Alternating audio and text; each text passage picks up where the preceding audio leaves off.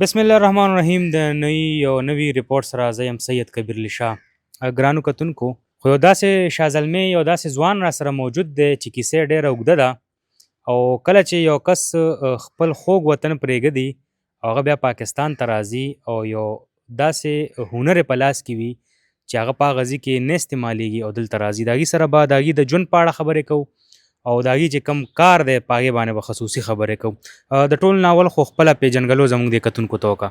سلامونه ستاسو ته او ستاسو د ټول لیدونکو ته. زما نوم بختیار یار دی او زه د لوی کور افغانستان د ننګرهار ولایت سره تړاو لرم.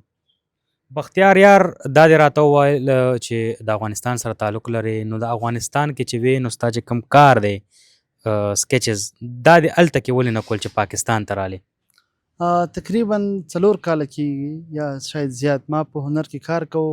ډېر کار مې په کور کې کړی دی او بیا په وروستیو کې د ملګرو په غوښتنه چې هغوی ویل چې یوه ګالري سازه کړه نو هنر به دې نړیوالو ته ورسېږي، ټول هېوادوال به وګوري. ما یوه وړه ګالري سازه کړه، هلته مې په انځورګرۍ کې کار کوو. ومې وغوښتل چې په بازار کې کوم یتیمان ماشومان دي هغوی چې بازار کې دستفروشي کوي یا پلاستیکونه خرڅوي، ژاولې خرڅوي، دوی مې راټول کړل او دوی ته مې هم د هنر د زده کړې یو زمینه برابره کړله. دا چې په وطن کې په وروستیو کې په هنرونو باندې بندیز ولګېده او هغه زما ګالري بنده شوه، نو زه مجبوره شوم چې پېښور ته راکډوال شم. دا چې پخوا هم پېښور کې ما ژوند کړی دی، زما دلته پیدایش مې دلته شوی دی، په بوړ بازار کې ډېر پاتې شوی یم، ډېر وخت مو تېر کړی دی. نو بیا په شروع کې مې چې زه دلته د ملګرو سره اشنا نه وم او ما ته د هنر بیا زمینه نه وه برابره، ما تر څه وخته پورې په بوړ بازار کې سبزي پلورله. نو هلته بیا دا تاسو که یادوي چې اوس د افغانانو وطن ته بیرته لیږلو بهیر شروع دی، نو هلته ما ته ستونزه وه چې را که شاید پولیس مې ونیسي نو ما به وطن ته بیا ولېږي، زما بچي به دلته پاتې شي او هغه هنر به نیمګړی پاتې شي. نو بس هغه د سبزیو د خرڅولو کار مې هم پرېښودو، اوس یوازې دلته یم او انځورګري کوم.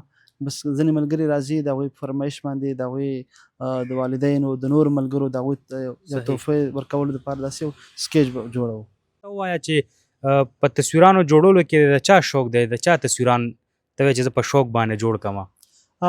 ځینې استادان وي، شاعران دي، لیکوالان دي او ورزشکاران دي، اتلان دي، هغوی چې وطن ته هېوادوالو ته موږ تاسو ټول ته افتخارات راوړي، نو زه د هغوی انځورونه ډېر په مینه انځوروم.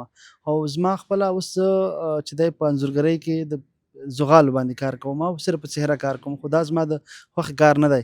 زه غواړم چې په طبیعت کار وکړم، په منظرو کار وکړم او بالخصوص په اوبیز رنګونو یا په واټر کلر باندې کار وکړم. دا زما مجبوري ده چې زه په واټر کلر کار نه کوم او زه د خلکو په غوښتنه د هغوی د ملګرو څهرې رسموم. نو د وخت سره به انشاءالله وخت به راشي زه به دومره برابر شم چې یاره زه به د خپل ذوق کارونه وکړم چې کوم زما د خوښې سبک دی زه په هغې کار وکړم. کله شانتې دا راته ووایي چې مطلب تاسو آنلاین دا خرڅوئ، د دې طریقې کار څه دی چې زموږ کوم کتونکي دي هغې تاسو له راځي نو اډر به څنګه ورکوئ؟ د دې څه طریقې کار؟ اکثر داسې وي چې زه یو ملګري ته انځور جوړ کړم نو هغوی بیا خپلې د میډیا د لارې شیر کوي د نورو ملګرو سره، هغوی وګوري، بیا هغې ته به د هغوی نه پوښتنه کوي چې دا مو په چا جوړ کړی دی. داسې کار هم میلاویږي، دلته اکثر ملګري راشي هغوی زما کار وګوري نو په طبع یې وي نو غوښتنه وکړي. قیمتونه یې څه دي؟ تقریبا میکسیمم قیمتونه یې څه دي؟ د انځور او د هنر قیمت خو موږ تاسو نشو پوره کولی که نه، خو دا بیا د هغوی پورې تړاو لري چې هغوی روغاني رنګ غواړي، اوبهیز رنګونه غواړي، واټر کلر کار غواړي یا په پنسل کار غواړي، په زغالو کار غواړي، چارکول چې ورته وایي، څومره سایز غواړي مختلفې بیې دي خو دومره ګران نه دي. صحیح. دا راته ووایه افغانستان نه پاکستان ته راتلو کې تا سره نور څه فیملی راغلي دي که نه یوازې تاسو یې؟ زما 2 اولادونه دي، مېرمنه مې ده او موږ بس دا خپله فیملي دلته راغلي یو، نور زموږ کورنۍ چې دي هغوی په وطن کې ژوند کوي. بس ما ته ستونزه وه، دغه ستونزه وه چې یاره ما دا چې ما 5 کاله 4 کاله تقریبا په هنر کې کار وکړو، د دې سره د دې نه وروسته چې ما د 4 کاله زحمت ایستلی دی او دومره هنر مې زده کړی دی نو ما ته بل کار صحیح نه ښکاره کېده چې یاره زه به بل کار شروع کړم. نو دا چې زما هنر زما په لاس کې دی نو پېښور ته رالم، دا ځای مې بهتره وبولو چې زه به دلته کار وکړم. دلته خو یوه خبره ده چې زه به خپله کورنۍ هم وساتم، انځورګري به هم وکړم او دلته استادان دي د هغوی کارونه به تعقیب کړم او زده کړې به هم وکړم نو هنر سره به تړلی پاتې شم. نو آیا ستا د کور چې کوم اخراجات دي هغه پوره کېږي؟ دلته خو اوس ستونزې ډېرې دي، کرایانې د کورونو ډېرې زیاتې دي، بل چې دا د افغانانو تللو خبره شوه کرایې خو بیخي زیاته شوه نو بس پوره کېږي نه، خو خپله ګزاره کوو، مهاجرت شپې دي تېروي. اوس چې غږ شوی دی په تاسو باندې چې افغانستان ته واپس لاړ شئ نو بیا واپس تلو کې تا ته څه مشکلات شته؟ ځکه چې ته خو د ستا په لاس کې چې کم هنر دی په هغې باندې هلته پابندي نه، نو څه به کوئ؟ وطن خو خپل وطن خوږ وطن وي چې وطن ته لاړ شو، هر څوک غواړي چې په خپل وطن شپې سبا کړي د خپلې کورنۍ سره. دا چې په هنرونو بندیز دی زموږ د وطن د حاکمینو نه دا غوښتنه ده او امید مې ده انشاءالله چې په راتلونکي کې هغوی به دغه هنرونو باندې چې کوم بندیز دی دا ختم کړي. د کوم نه یوازې انځورګري ده چې نور هنرونه کوم دي په ټولو دا بندیزونه ختم کړي او موږ به ټول به خوښۍ سره په خوشحالۍ سره خپل وطن ته لاړ شو، په خپل هنر کې به کار کوو، خپل هېوادوالو ته به خدمت کوو. او که داسې ونه شو نو موږ مجبور یو چې په وطن کې بل سبزي خرڅو کوو یا کوم بل کاروبار ته لاس واچوو.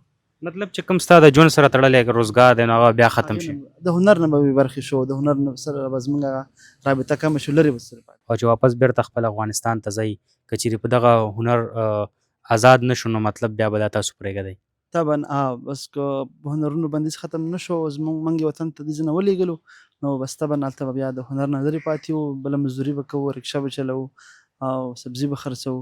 خو وطن دی، خپل وطن ته به ځو خامخا. په زړه باندې څه ارمان د پاکستان حکومتي چارواکو نه څه غوښتنه کوئ؟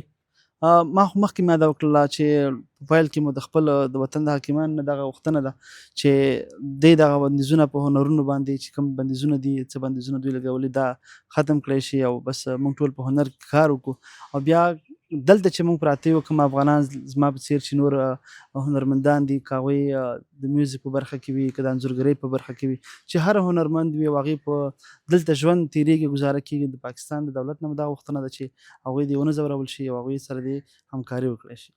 یقینا چې ستا د ژوند کیسه ډیره سخته ده او ډیر تکلیف ورکوي سړي له، چې یو روزګار یې په خپل لاس کې وي او هغه روزګار بیا نه په پاکستان کې مطلب دغسې کولی شي، ځکه چې غږ پې شوی دی چې واپس به خپل وطن ته بیرته واپسي کوئ او د ویزې دپاره یا د دغه دپاره څه کوشش نه دی کړی چې لیګل طریقې باندې په پاکستان کې پاتې شي؟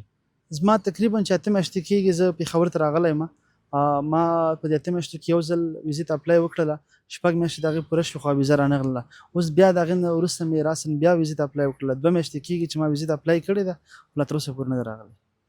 یار الله دې وکړي چې ستا ویزه ولګي او دلته پاتې شي، ستا په لاس کې چې کوم هنر دی او کم دا وخت به چې کوم دی په سکرین باندې تاسو ته دې نمبر هم شو کېږي، لګیا به په دغه نمبر باندې د سره کنټیکټ وکړئ. د ده چې کوم روزګار دی، کوم هنر په لاس کې دی، ظاهره خبره ده چې هنر د چا په لاس کې وي هغه بیا خپل خوږ وطن پرېږدي، بل وطن ته ځي، بیا په هغه وطن کې په هغې باندې غږ کېږي چې تاسو بیرته چې کوم دی نو خپل وطن ته واپسي وکړئ. نو ډېره مننه د خپل وخت راکولو او موږ نه چې څومره کېږي انشاءالله موږ به در سره کوو. ډېره مهرباني.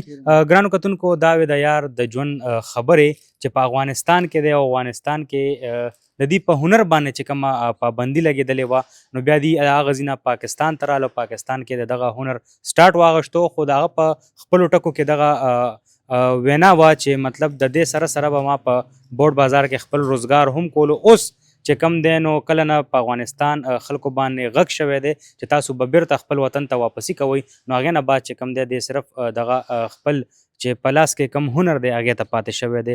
یقینا چې د هغه وینا همدغه وه چې په دې کې زما چې کم د کور اخراجات دي هغه پوره کېږي نه، خو الله دې وکړي چې دی خپل وطن ته لاړ شي، دی په وطن کې چې کم په دغه هنرمندانو باندې یا د چا په لاس کې چې کم فن دی په هغې باندې پابندي لګېدلې ده، الله دې وکړي چې هغه کولو شي، دی خپل روزګار په خپل وطن کې ښه په خوشحالو باندې وکړي.